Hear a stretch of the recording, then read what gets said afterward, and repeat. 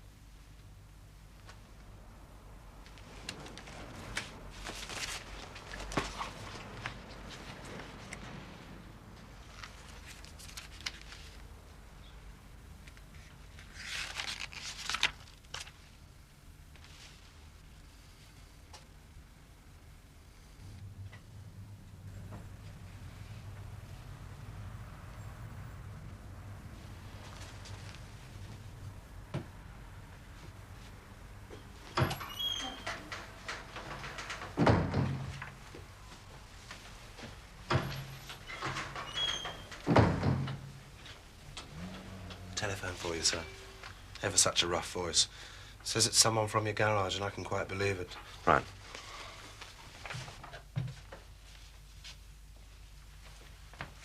Your rude mechanic has some bad news for you.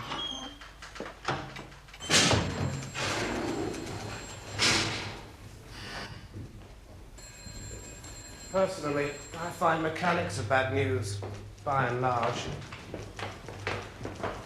Which phone, Alwyn? The one on the left.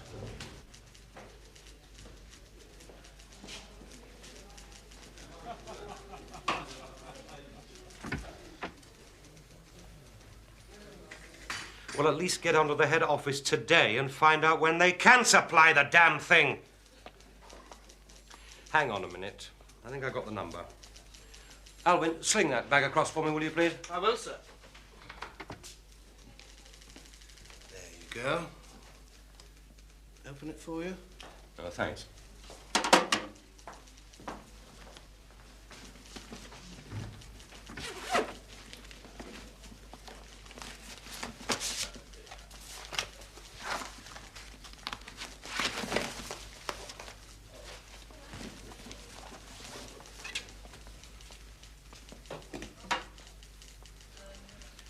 Right, are you ready?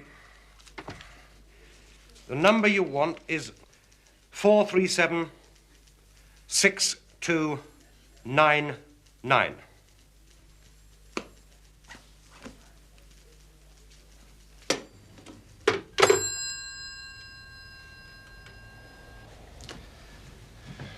Seems to be going according to plan.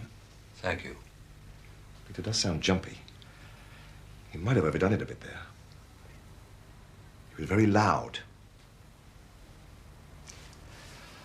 I've seen it happen before. Tough ones who crack at 40. You lock it all away, pretend it isn't happening, and all of a sudden you find them at the desks. The tears pouring on the blotter. I thought I ought to say what's on my mind.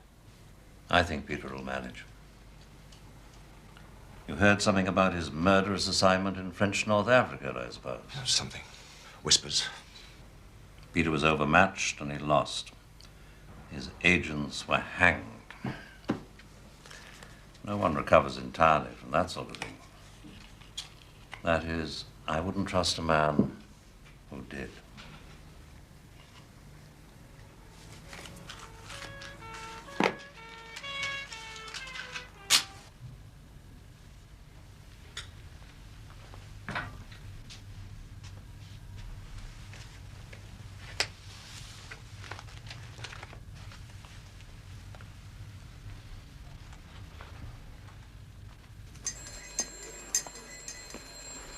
Right, bag, please.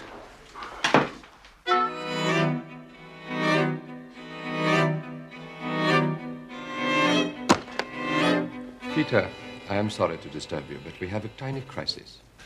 Percy Alaline would like a word with you. Quite an urgent word. Can you come now? Of course, Toby. Have you been waiting? Didn't you tell Mr. Esterhazy where I was? We've only just got here, Peter. Your office told us you were doing a spot of deviling. Only, Percy is anxious to speak to you now, you see. Alwyn, there's a midday shuttle to Brixton, isn't there? Yes. You might get transport a buzz and ask them to take that thing over for me, will you? Will do, sir. Will do. Percy wants to consult you.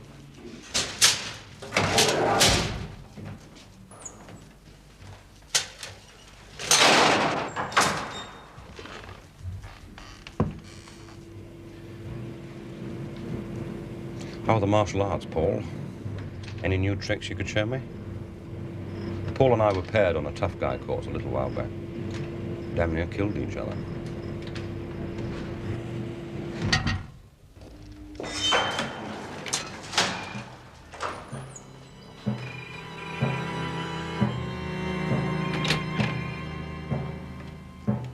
Peter?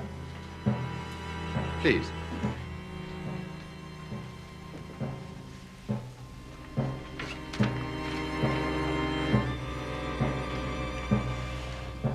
Watch out, Pete.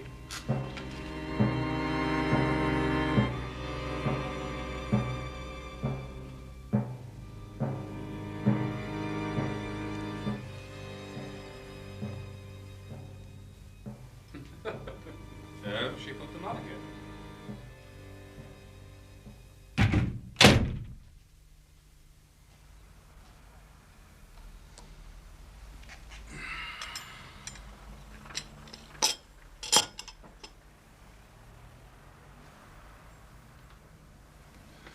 Well now, young Peter Gwilym, welcome to my house, about which you've been making calls, I hear. Are you lonely in the Brixton outposts? Tired of chasing the local virgins, if there are any in Brixton, which I would doubt? If you'll excuse my freedom, Mo. You do know that Mo Delaware is our new head of research, do you? Man with message and cleft stick does reach Brixton, does he? Barring the monsoon. I hear you've been hobnobbing with the late lamented Ricky Tarr, formerly of your section, dispatched by you to Lisbon, and since then listed by this service as a defector. How is he? That's right, Chief. Ricky and I have tea at Fortnum's every afternoon. Jasmine. Peter Gwilym, you may not be aware of this, but I am possessed of an extremely forgiving nature. I positively seethe with goodwill. All I require from you is the matter of your discussion with Tarr. I do not ask for his head or any other part of his offensive anatomy, and I will restrain my impulse personally to strangle him, or you. I would even go so far as to consider bringing you back into the palace from hateful Brixton, where presently you linger in well-earned obscurity. In that case, I can't wait for him to turn up. And there's a free pardon for your friend Ricky, until I get my hands on him. I'll tell him that word for word. He'll be thrilled. I'm very disappointed in you, young Peter. I pay you honest money, and you stab me in the back. I consider that extremely poor reward for keeping you alive, against the entreaties of my advisors, I may tell you. Let us begin again. If you won't give me a straight answer, perhaps you'll unburden to somebody more persuasive.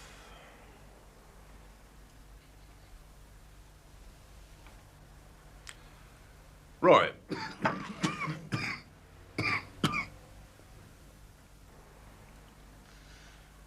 Ricky Tarr's got a daughter, hasn't he?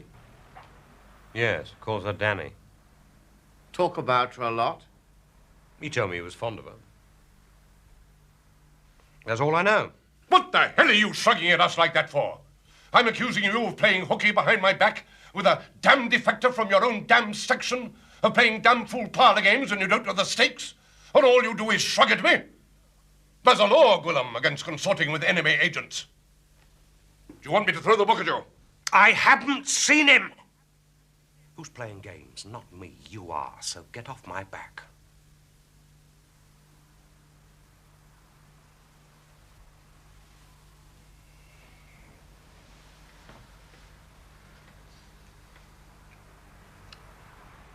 Who's Danny's mother? Eurasian girl. But Tar likes to think she passes for full European. And the child. 12 years old, long blonde hair, brown eyes, slim. Is that Danny? It could be.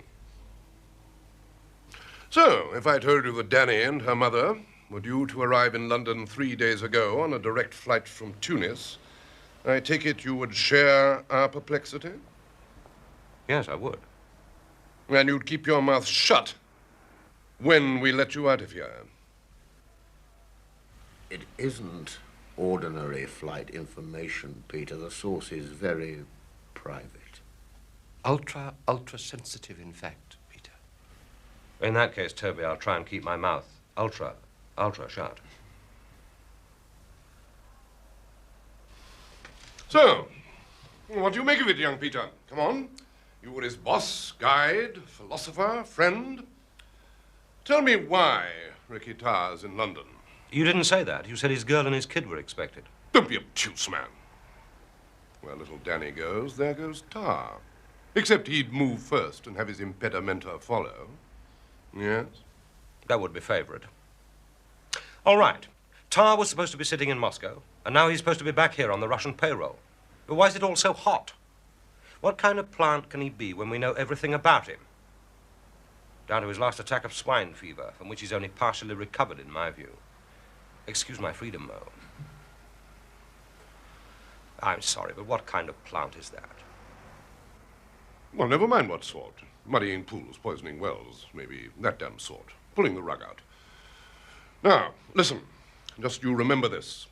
At the first peep, the first whisper of Tarr or his lady or his wee bairn, young Peter Gwilym, you come to one of us grown-ups.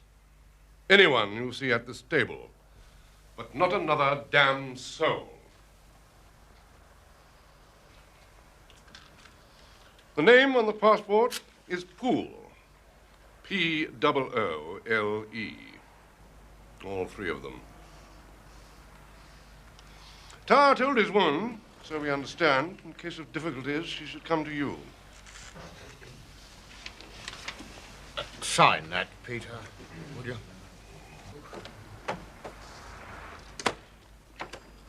Stupid bloody cabaret.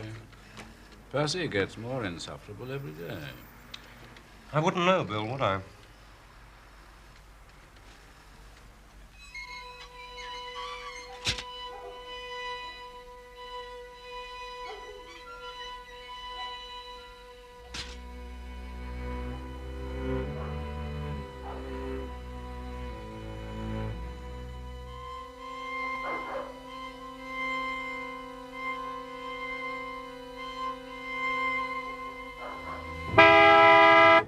I certify that I have today been advised of witchcraft report number 308, source Merlin. I undertake not to divulge any part of this report to other members of the service, nor will I divulge the existence of source Merlin. Get over, you sodding snail! Peter! Tar, bastard tar! Peter, slow down. Slow down.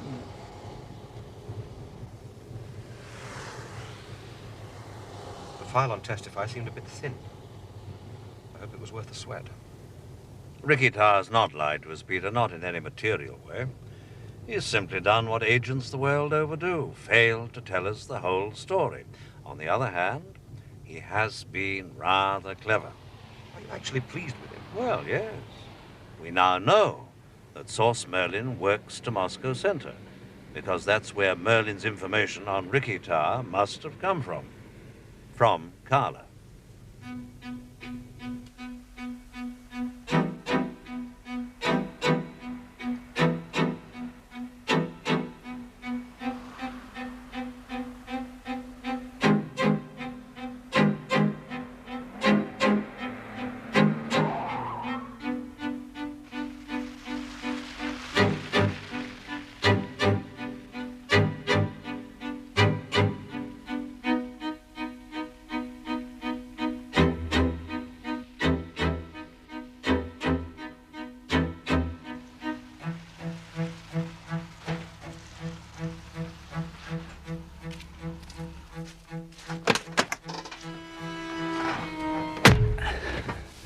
Ricky's been a lot better today, sir. Not nearly so nervy. Well, he did his football poos this morning, and this afternoon we planted some trees in the garden, and then this evening we had a nice game of cards. Has he been out alone? Oh, no, Mr. Smailey. Used the telephone? Oh, wouldn't dare, sir. Has he talked about his daughter, Danny, or her mother? Well, he did over the weekend, sir, but well, he sort of cooled off about them since. I think it's in view of the emotional side. Did he ever mention any arrangements for meeting them again? Anything about passports? No, sir. What has he talked about, for God's sake? Well, mostly the Russian lady, say, Irina. Oh, he mentions her name a lot, Irina. He likes to read her diary. He says he's going to make Moscow Center swap the mole for Irina when the mole's being caught and all this has been cleared up. And then he's going to buy a little place in Scotland. Oh, and he says he'll see me right, too. Get me a big job in the circus. I just listen, of course. Right.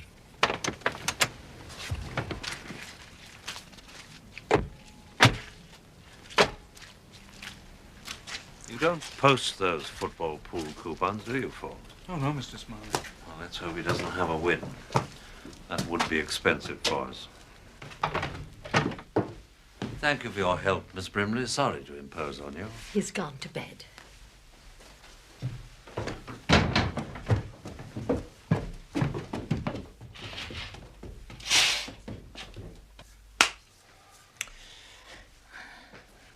I must ask you once more, what did you do with the 2 Swiss escape passports you took with you to Lisbon?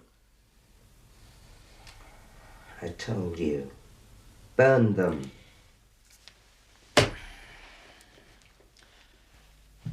When you bought your fake British passport in Istanbul, a passport for yourself in the name of Richard Henry Poole, did you buy any others from the same source? Why? Why should I? To protect your child and her mother. That seems quite reasonable.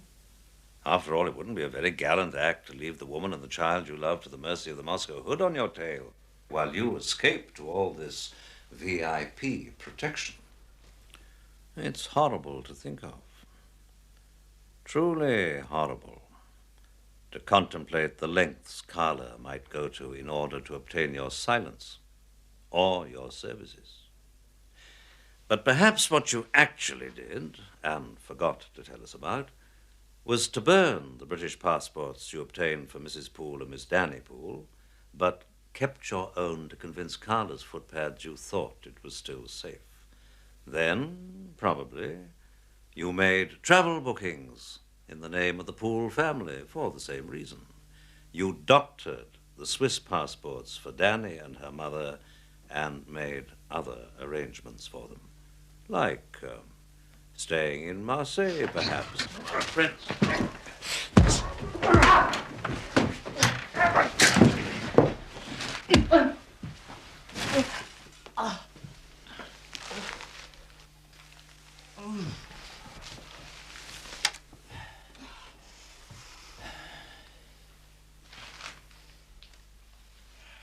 I don't know where they are, but I'm sure no harm has come to them. Does that satisfy you? Maybe you should keep a closer eye on your own damn woman and leave mine alone. No, Peter. Perhaps it's just as well. I shouldn't know where you've hidden them, so long as you don't try to communicate. Unless, of course, you want me to help in some way, money or whatever. No need. Let's trust each other, shall we? Are we friends again, Mr. Gwilym? It won't be long now.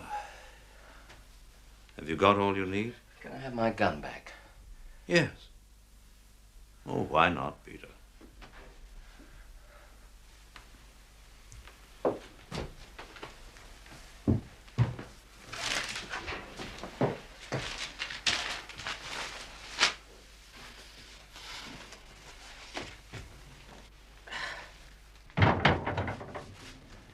Do we buy that? Oh, yes. I told you he'd been clever. A little bit of the truth is indispensable in the games agents play. You know that. Ricky put his family in safekeeping and found his own way home. He fooled the Russians. If Carla had a deal with him, do you think you and I would be alive and well and living in hope? Not by now, I think.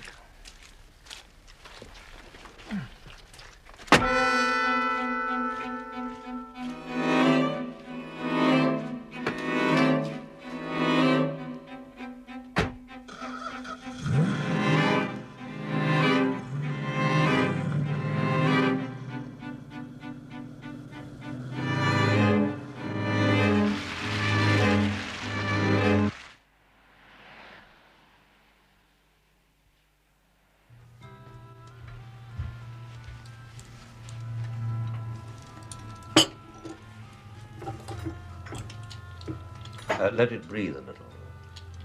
Oh, just leave it. We'll pour it when we're ready.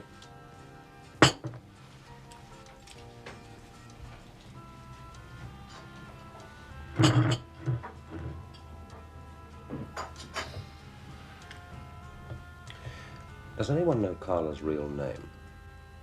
And how old is he? Another mystery. Decades of his life unaccounted for.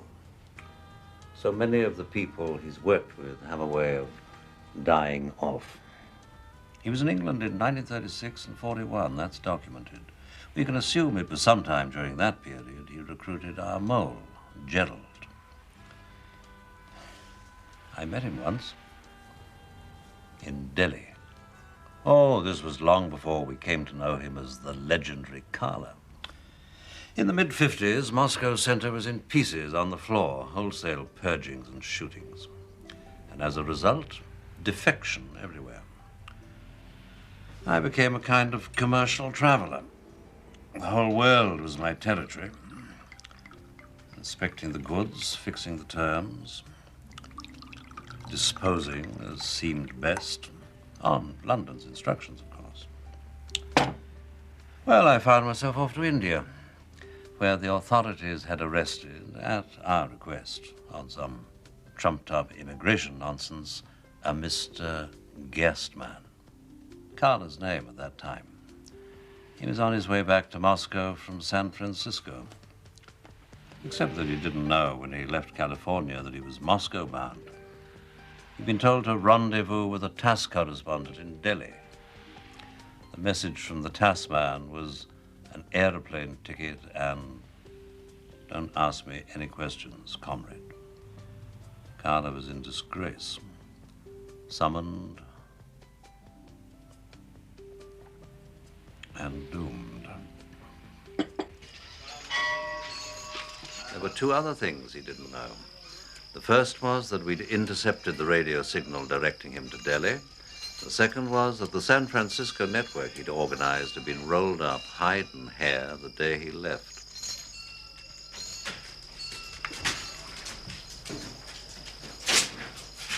Could we take those things off his hands?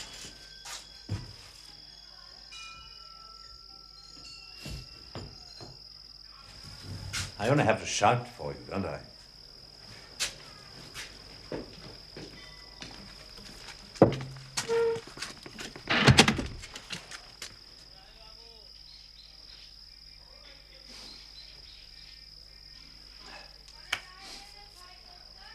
Mr. Guestman. You are the Cold War orphan.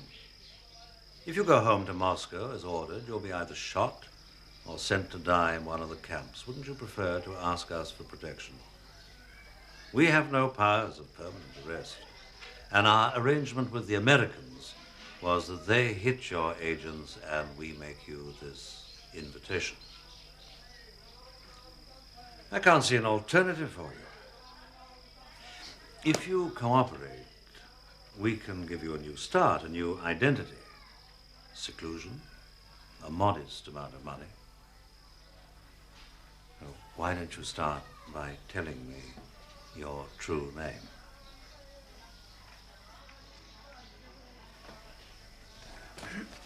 Would you like a cigarette? I know you're a chain smoker. Oh, Pete. I know this is what you smoke.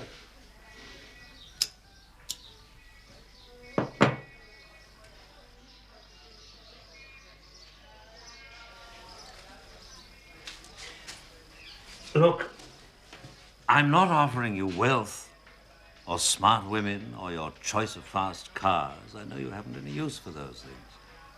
And I'm not going to make any claims about the moral superiority of the West. I'm sure you can see through our values, just as I can see through yours in the East. You and I have spent our lives looking for the weaknesses in each other's systems. I'm sure each of us has experienced innumerable technical satisfactions in our wretched Cold War.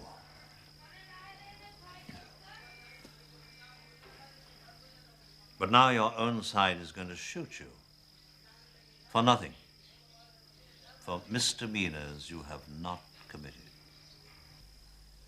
because of a power struggle within your own hierarchy, because probably of someone's treachery or sheer incompetence.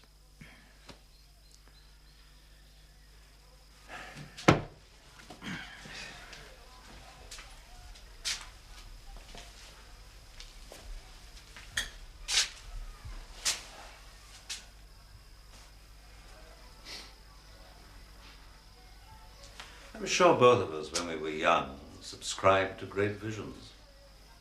But not anymore. After all you've seen. You can't still be committed to that old grand design. You know it's achieved nothing except new forms of the old misery. Don't destroy yourself. They're not worth it.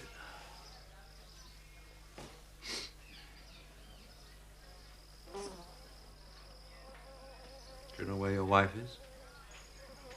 I mean, at this moment. You have to think about her. She'll have to make a new life. Do you have a friend? One really good friend who could look after her?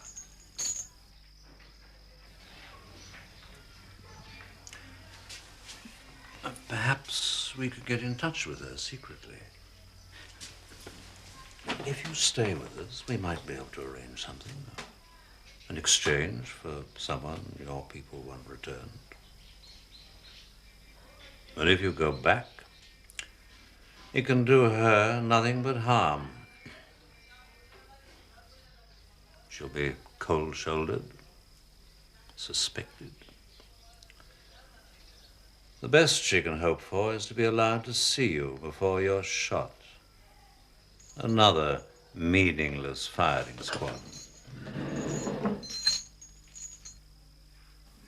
Guard.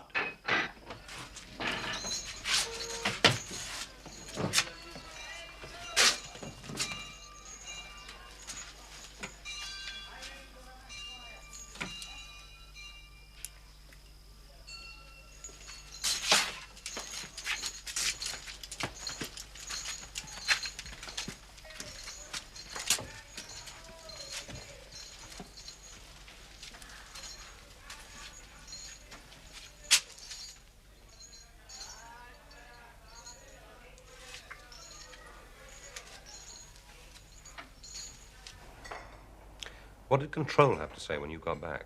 I hope to God they do shoot him. But they didn't. His boss was the one who faced the firing squad, as it turned out. Mr. Gerstmann survived and thrived. How he thrived. He went on to build his legend and become the Carla we know. The Carla who all the time he sat looking at me was no doubt thinking of Gerald the Mole.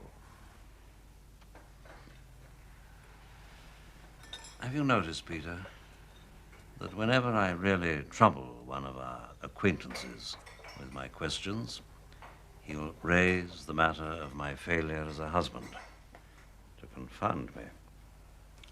Instructive. Ricky Tarr tried it twice. Unimportant in his case. Spite. Well, that was sumptuous. That boy Fawn, good at his judo, isn't he? Karate, George. Judo is what Fawn would call just your little cuddle, Mr. Smiley.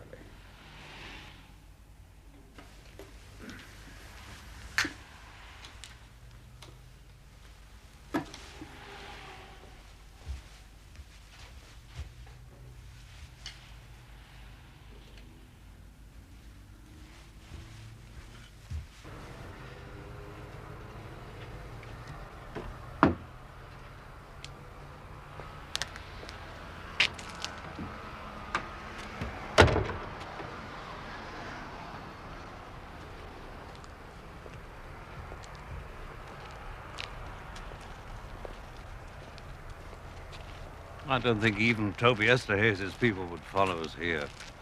The food's well below the standard they've come to expect. So, Carla's fireproof. He can't be bought and he can't be beaten. Not fireproof, because he's a fanatic. I may have behaved like a soft dolt, the very archetype of a flabby Western liberal, but I'd rather be my kind of fool than his. One day, that lack of moderation will be Carla's downfall.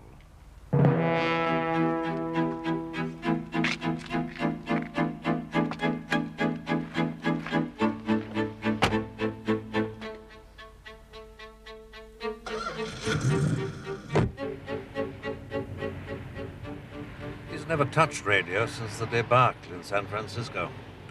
Got it right out of his handwriting. His agents aren't allowed near it. That's something else you and Carla have in common. Yes, I am prejudiced against radio men. Tiresome breed, overstrung, unreliable. What's the other thing? Well, the cigarette lighter. I assume you still have it. As far as I know, Peter. Sorry, George. Not at all. How'd you feel, Peter? I'm all right. After Delhi, you know, Control gave me 3 months' leave without the option. When this is over, I hope you'll take it easy for a while. We're not quite there, but nearly. Peter, have you got the handbrake on?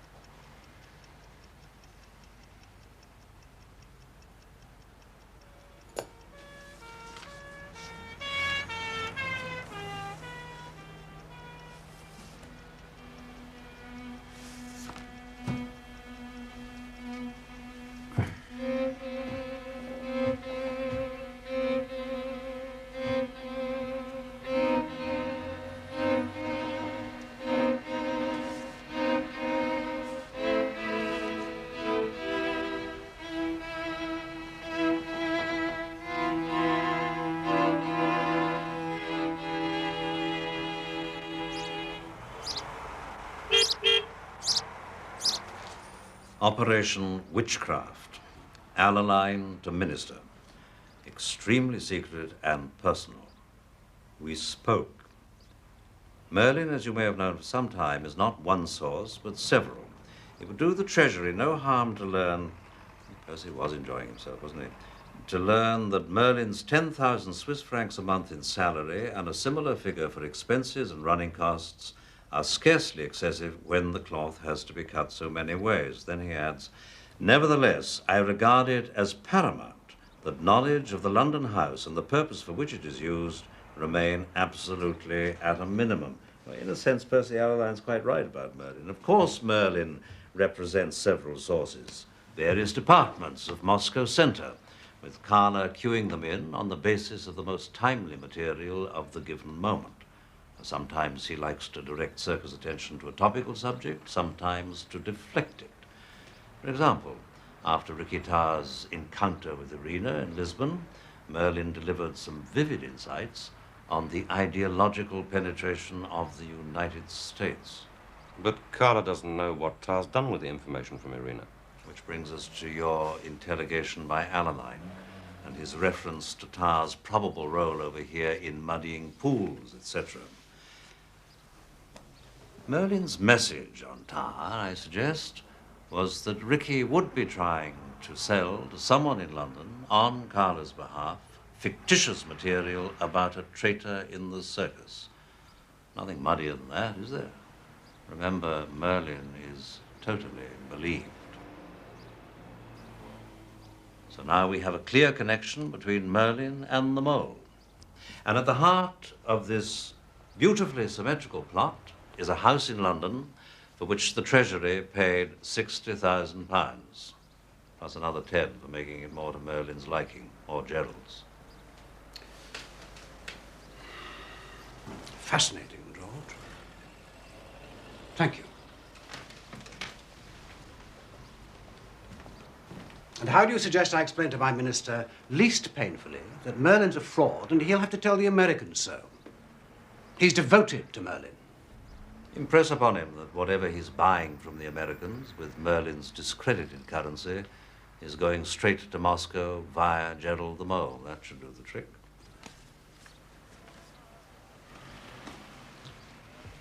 This document is not one you've asked me to bring.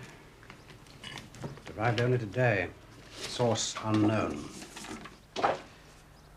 According to a recently released prisoner from Lubyanka jail, Moscow's center held a secret execution in the punishment block in March. The victims were 3 of its own functionaries. All were shot in the back of the neck. One was a woman. Ricky Tar mustn't know. It's vital he gets no wind of this. God knows what he'd do or not do if he found out Irina was dead.